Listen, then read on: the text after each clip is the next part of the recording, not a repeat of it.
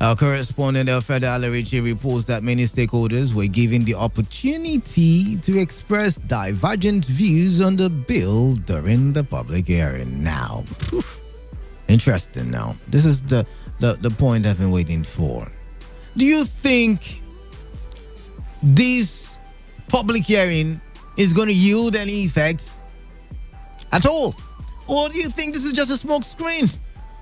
It's just a make-believe? Oh, Nigerians talks, we gave you people the opportunity to come and talk in the hallowed chamber, the red chamber. The shrine of the senators. We gave you entrance to come and talk to the gods. So, after all, we gave you opportunity. So why are people complaining? Well, after the opportunity we gave to you, we listened to you people, and then we realized that the social media bill is still necessary. Or, better still, do you think the opinions of the stakeholders, where they pointed out to the fact that this will be a proliferation of laws, that they will be listened to, and there will be a U-turn in the Senate concerning the social media bill? But then again, more interestingly, what is your opinion on the social media bill? Some people say it's a welcome development. Other people say it's giving the police too much power. Other people say it's redundancy. Kalada says 0817 000 0951 and 0810 9510 951. 26 minutes gone into the hour of 4. Calling right about now and drop your opinions on this very issue. My buttons on the phone suddenly not working. Why? 95.1fm. What's your name? Canada. Lawson. This bill should have even come like yesterday. I'm telling you. Okay. Yes, it must. You see, this Facebook or whatever they call them and all that, and it has brought so many problems, so many rumors, so many fake stories, so many fake news. No, at least if you take your phone now and sit down and send out any fake news, you'll be able. They will trace you and you come and answer for it. But there have always been laws out there, that tackles, what do you call it now? False information and all that stuff. Those laws were not made to target social media. Now social media is here. It's a new thing. It's a new thing. Yes, where people hide. Oh, the army has buried so many people in mass graves. Oh, Hausa people are killing Igbo people in Kano. Yoruba people are beating out Ijaw people in Yoruba land. All those stories, the president is taking a second wife. He will take a third wife. People just say whatever it is they like. Right now, there has to be some kind of responsibility. All right. With whatever it is you say. Well, like there I said, has to be those who are, you understand, peddling this fake news are the ones against it. Look at even the army. The army has suffered in their hands. You understand? So it is necessary. Yes, they will just get one or two things, fine tune it.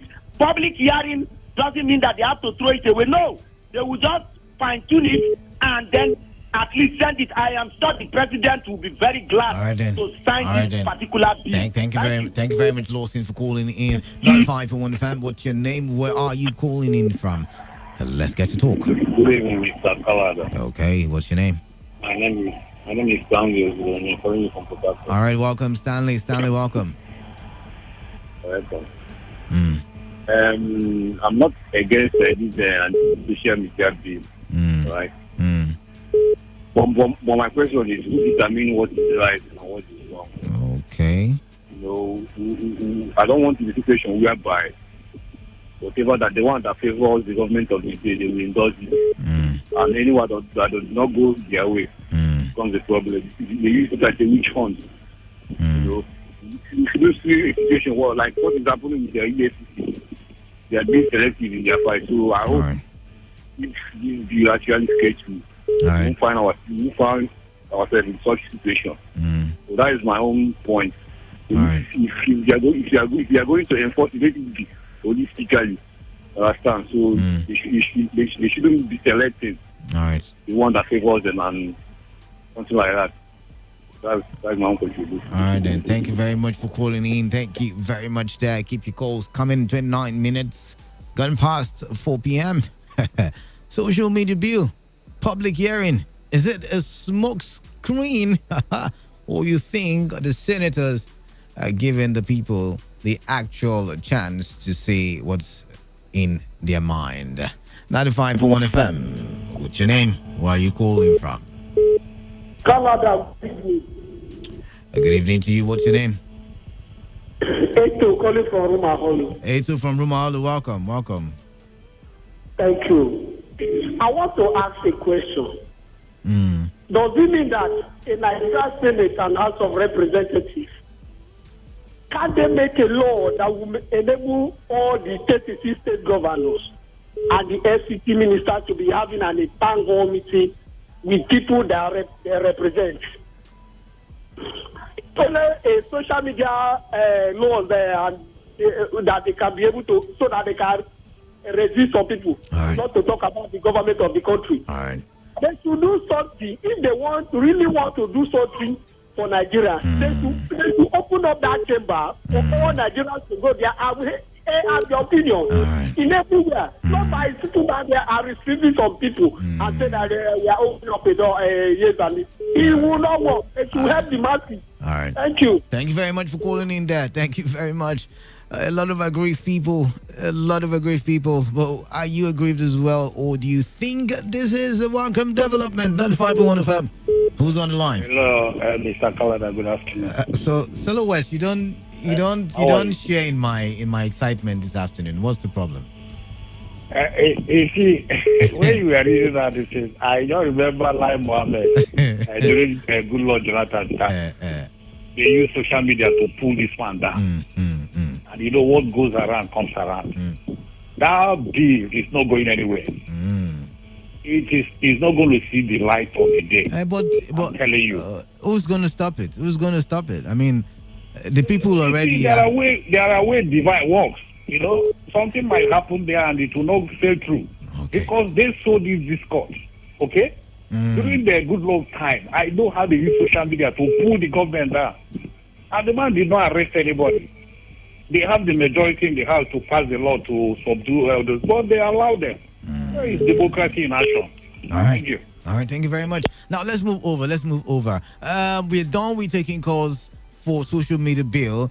We're moving over to another story, and this one has to do with the Emir of Kano, or should I say, the office of the Emir of Kano.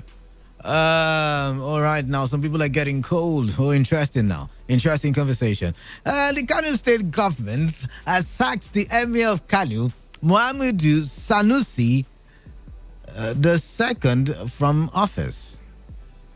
The Kano state government has sacked the Emir of Kano, Muhammadu Sanusi the second, from office. Now, the secretary to the state government, Usman Alaji, made the announcement at the State Executive Council meeting, which was held at the government house in Kano. Now, Alaji explained that the state government took the decision to remove the traditional ruler over allegations of consistently refusing to abide by instructions given to him. Listen. Yet the removal, dethronement of the Emir of Kano Emirate, Mohammed Sanusi II. The Emir of Kano is in total disrespect lawful instructions from the office of the state governor and the other local authorities, including his persistent refusal to attend official meetings and the programs organized by the government without any lawful justification, which amounts to total insubordination. No. Hold up. What is this thing with governors and tradition readers? You remember one time a certain governor said, you, stop bloody head. And he says, something about him being like Usman Danfodio. You remember that one, right? What is it with governors and traditional rulers? Or what is it with traditional rulers and politics? Because I remember, growing up when we were doing social studies. I mean, I don't know what they call it these days. The children, I don't know what they learn these days. But in our time, we used to call it social studies. And in social studies, they say traditional rulers are custodians of traditions. So in a place, the traditional ruler is the one who tells you how the culture was passed down from generation to generation, and he preserves the culture as well. And he presides over certain traditional issues. Maybe two clans are fighting, two compounds are arguing over a parcel of land. Oh my God. It is the traditional ruler that does all of that. And, when local governments were created, according to my understanding of governments in secondary school, it was imperative. It was imperative that the local government chairman and the traditional rulers work hand in hand, because yet again the traditional rulers were very influential. I wonder if they still are. Now, you would also agree with me that the battle between Ganduje, the governor of Kano State, and Sanusi II, would I say ex-emir or former emir of Kano State, has raged on for too long. Far back as to pre-election period.